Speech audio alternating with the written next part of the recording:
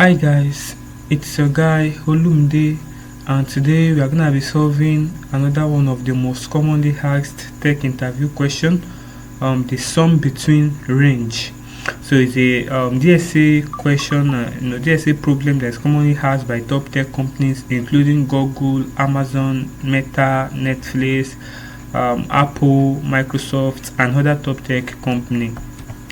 The problem statement states that given an integer array, write a function which returns the sum of values between two indices. And we are given some example here. Let's say the function is sum range. So it's gonna be collecting it's gonna be taking two arguments, so which represent indices, right? So index 0 and index 3, and it's going to return the sum of value between these two indices. So as we can see here, this shaded portion consists of index 0 right to index 3, both of them inclusive, both 0 and 3 inclusive, and when we sum it up, 3 minus 7 plus 6 plus 0 gives us 2, right?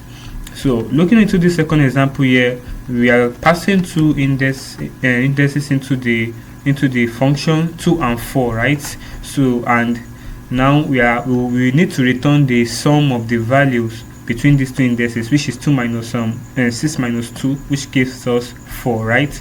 Also we have this sum range of 2, which starts at 2 and still ends at 2, so the sum is gonna be 6 right here. So this is simply what the problem wants us to solve. A naive approach to solving this problem is to iteratively sum each value between the two indices. I mean from index 0 to 3 now. So right from 0 to 3, we're gonna just keep track of the sum of each value, or each and every value in that range. Similarly, 2 to 4, we can keep track of each value in the range by starting from index 2, which is 6, and going to index 3 and adding it up, 6 plus 0 minus 2, right? So this is gonna take it's gonna take a linear time for each call to sum range, meaning that when you call a sum range on 0, 3, it's gonna take linear time because we have to iterate through that range. When we call on also sum range of 2, 4, it's gonna take linear time. So just like you can see here. So one thing about this problem is that a multiple call will be made to sum range, just like you can see here. So see, we have sum range of 0, 3, then we have sum range of 2, 4, then we have sum range of 2, 2. So multiple call is not just a single call. We want to make multiple. We want to create a function that we can call as much as possible. And one thing that we can consider is that since we have access to the input array where we are going to be performing the sum, the input array will be given to us. So since we have access to that input array, before any call to sum range, we can consider performing any pre-processing in order to make the subsequent call to sum range more efficient. What I'm trying to say in essence is that since we are going to be making multiple, maybe thousands, maybe millions of call to sum range, we can leverage on the fact that we have the input array that is not changing, right, from which we are going to be performing the sum, and we can do some pre-processing to make the subsequent call to sum range more efficient. And since this problem deal with array and subarrays, prefix sum can be a good technique in solving this problem. Now, for this particular input array that was given to us in our problem statement, this is the corresponding prefix sum. And we explained, I give an introduction into prefix sum in my previous video. You can check it out. So, and what we just do is that we keep the running counts of each element, each index in this particular norms. Look at for the first index now, which is index 0. The running count is 3. Why? Because that is the very first value in the input array, right? And then the next one is minus 7. So we keep a running count of 3 plus minus 7 to give us minus 4, and then that's for the next index, right, which is index 1. Now for index 2, we have 6 to be the value there, so we keep a running count of minus 4 plus 6 again to give us 2, and that's how we keep getting the cumulative sum, right? for at each index. So that's what make up this prefix sum. Now we could realize that this prefix sum of a thing, actually this prefix sum array actually have a potential in solving our problem. Why? Because the prefix sum up to any index j, probably index 0, index 1, index 2, any index j, gives us the answer to some range of 0, j, right? What I'm trying to say is that if we look at it at this particular j here, at this particular j equals to 5, I mean the last index in the prefix sum, it actually is a sum of every value in the array, meaning that from 0 to j. So the prefix sum j right here that we have right here, that gives us 5 right here, is actually a sum of every value in the array norms, right? If you look at it, 3 minus 7 plus 6 minus 2 plus 5 is definitely gonna give us 5, you know, right? If you look at this cumulative right here, you will see that it's gonna give us 5. 0 plus 5 gives us 5, right? And so we can conclude that for any given index j, be it index 4, be it index 5, be it index 3, 2, 1, or 0, so the value of the prefix sum at that particular index actually is the sum range of 0 to that index. I mean, is a sum right from the beginning of the array to that index. So let's say for index 1 now is actually the value that you can see, which is minus 4 at this index 1, is actually a sum of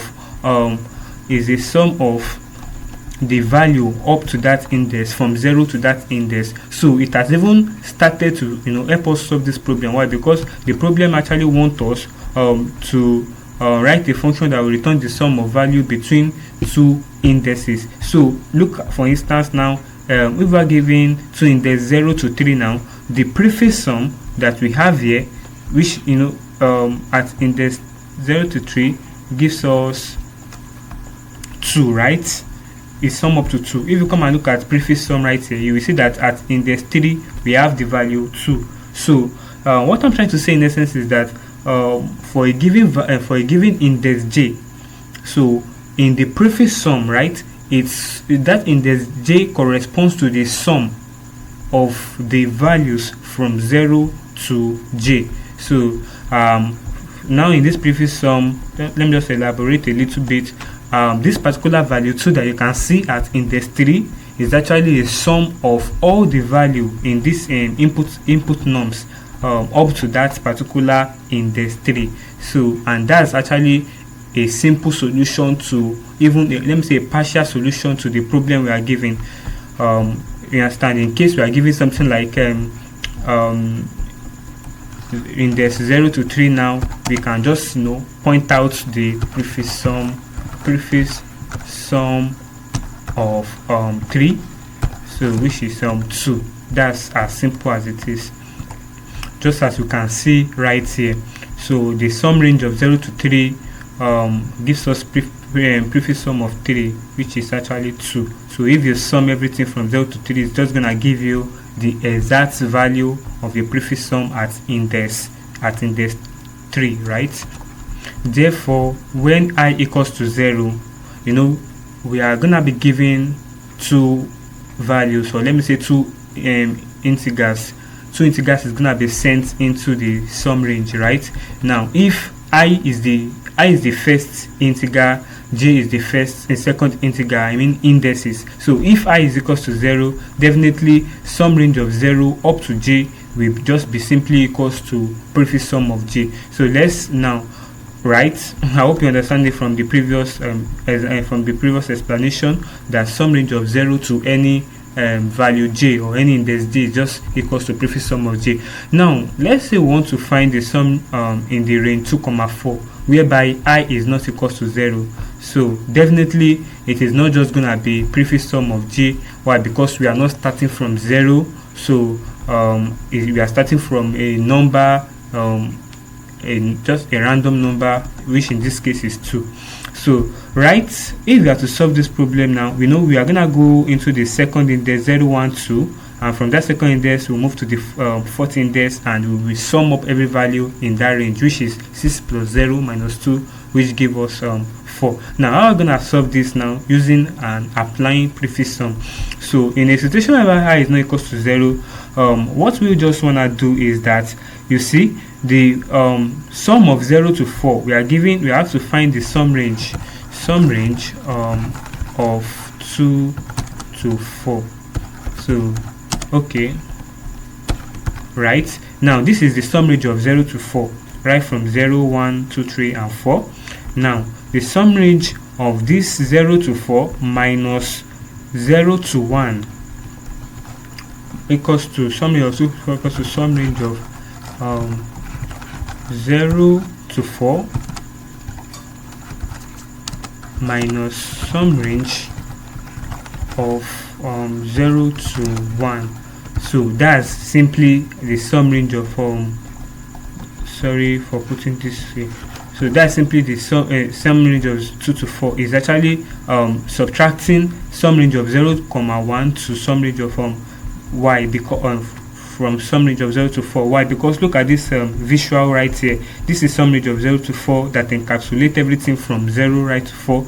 And now but we don't need sum range of 0 to 4. What we have to find is the sum range of 2 to 4, and then we just have to subtract 0 to 1, which constitutes 0 to 1 plus 2 to 4 will give us 0 to 4. So we have to subtract 0 to 1 from 0 to 4. That's simply how we can get it. So definitely whenever we are asked to find the sum range and it is not a 0, I is not a 0, then all we want to do is just to find the sum range of all we have to do is just to find the sum range of 0 to j minus sum range of 0 to I minus 1. So if you look at this case now, because I is 2, right, I is 2 here, so all we do is find the sum range of what, 0 up to 1, and subtract it from the sum range of 0 up to 4.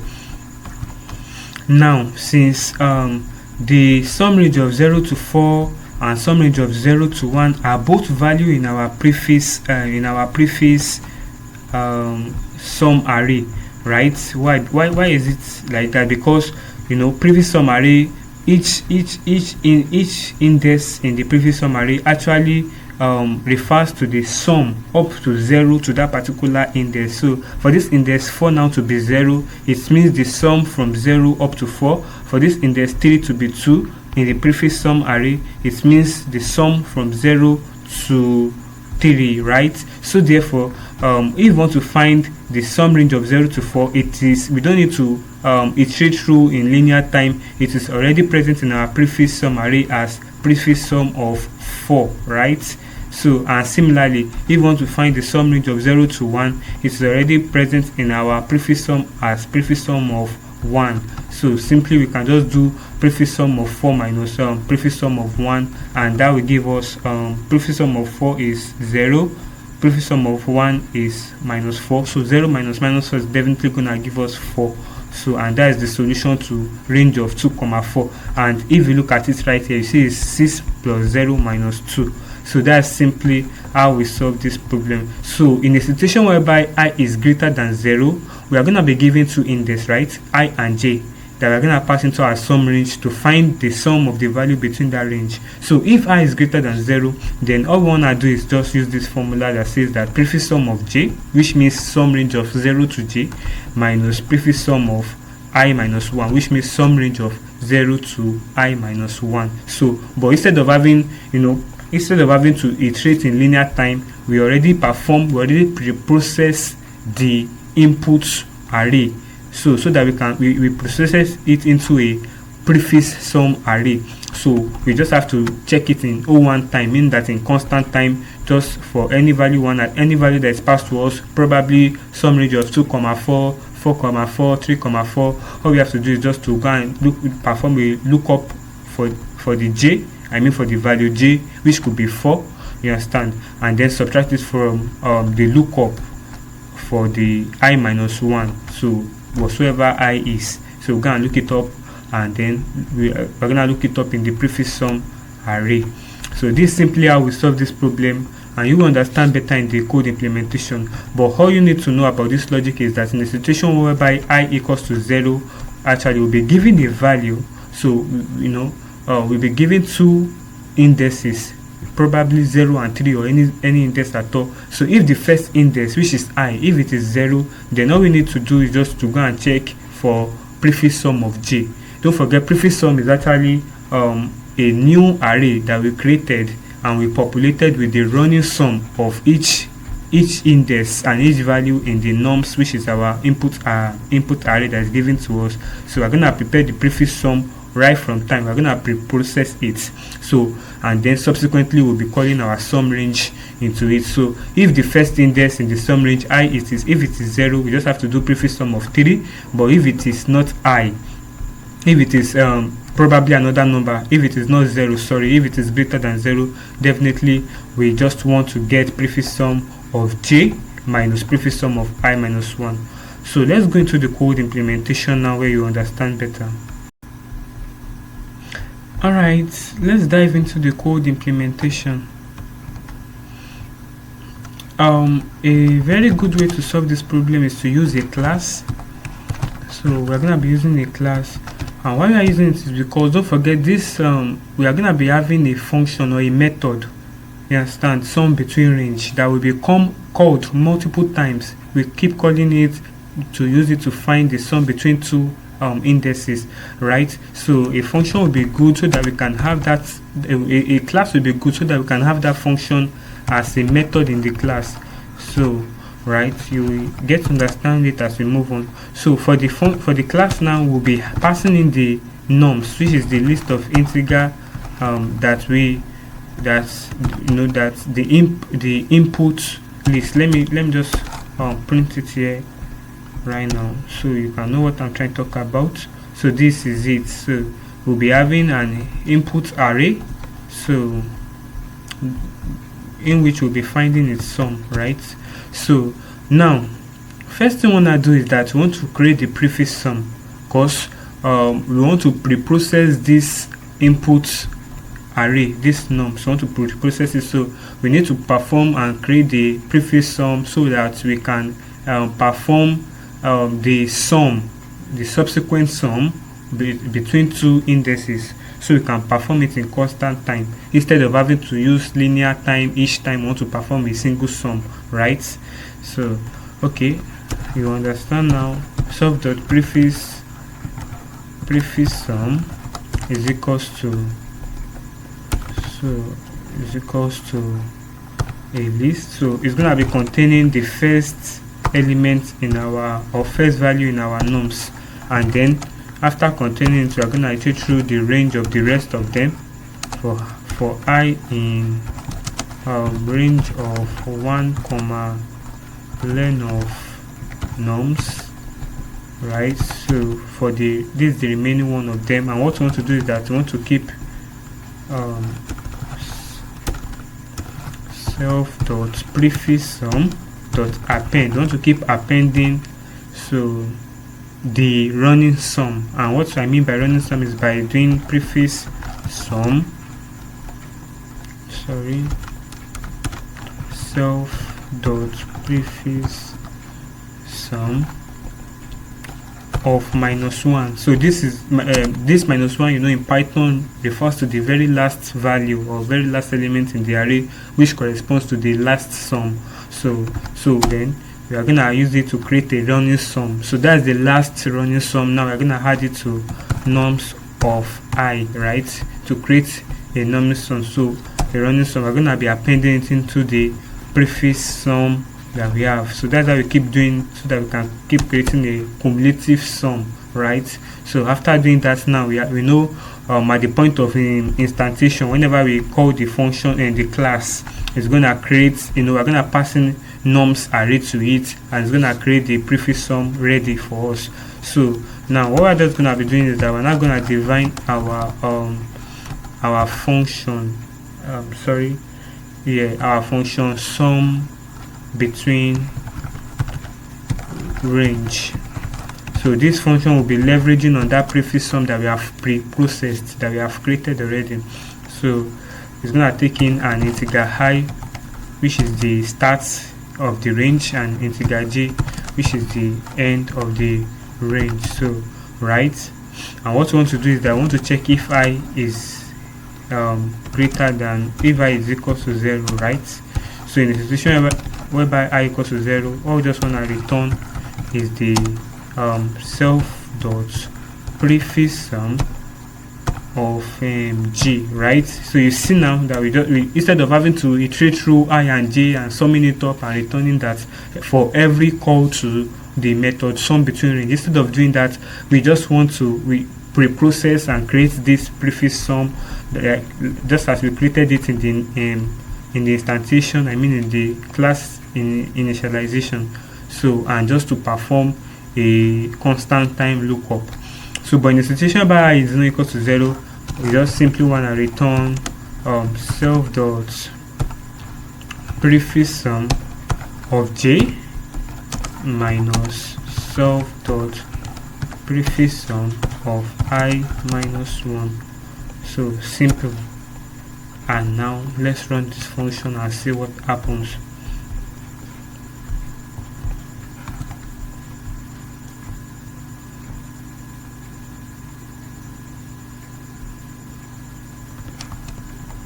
Fine, we have the value 4 printed out, which is correct because the sum of sum between range of 2 to 4 is actually 4, because this is our index 2 right here at this value 6, and index 4 is here. So 6 plus 0 minus 2 gives us 4. So that's just simply how to solve this problem, dividing your class and using the logic we explained earlier, whereby we first of all pre-process the input array by creating the prefix sum, which is a running sum at each index. So, and after doing that, we can easily define our method sum between range such that, and then we collect the two index I and j that want to sum the range of, right? And then we try to check if I is equals to 0. Then we just have to go and index prefix sum, look up j into the prefix sum and return it. But in the situation whereby I is actually greater than 0, we are gonna solve the prefix sum of j minus solve the prefix sum of I minus 1, like we explained in the logic. So this is how to solve this problem, and I hope you really understand this. So do well to like, comment, subscribe to my channel, and share this content to anyone you love. Thank you.